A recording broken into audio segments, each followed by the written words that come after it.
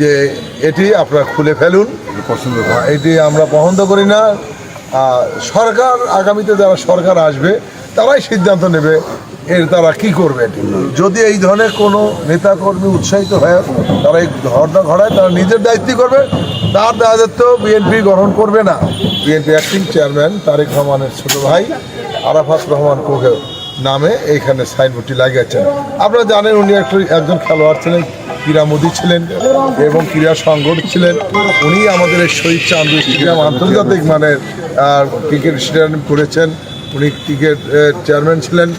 তো যাই হোক, যারাই লাগাক, এটি আমাদের বিএনপির ভারপ্রাপ্ত চেয়ারম্যান তারেক রহমান দৃষ্টিগোচর হয়েছেন এবং উনি আমাদেরকে নির্দেশ দিয়েছেন যে এটি আপনারা খুলে ফেলুন, এটি আমরা পছন্দ করি না। সরকার আগামীতে যারা সরকার আসবে তারাই সিদ্ধান্ত নেবে তারা কি করবে। এটি আমাদের কোনো ওই না।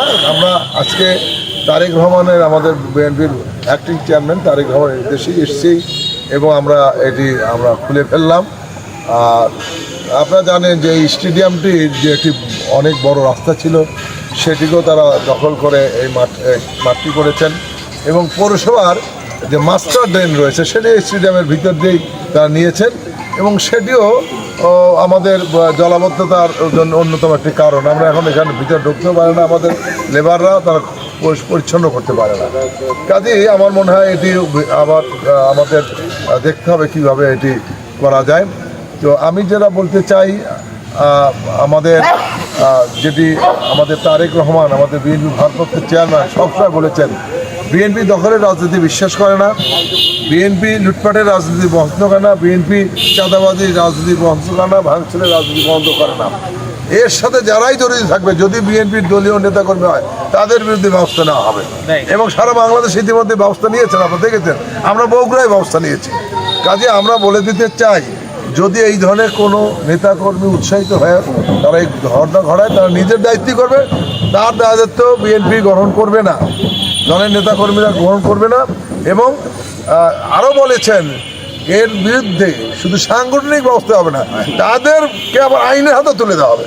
সেটাও আপনারা দেখেছেন, দুটি জায়গায় ঘটনা ঘটেছে। কাজে আমরা সুস্পষ্টভাবে বলতে চাই, আমরা জনগণের ভালোবাসা নিয়ে এতদিন রাজনীতি করেছি, বিগত দিনে কয়েকবার আমরা জনগণের ম্যান্ডেট নিয়ে ক্ষমতায় এসেছি।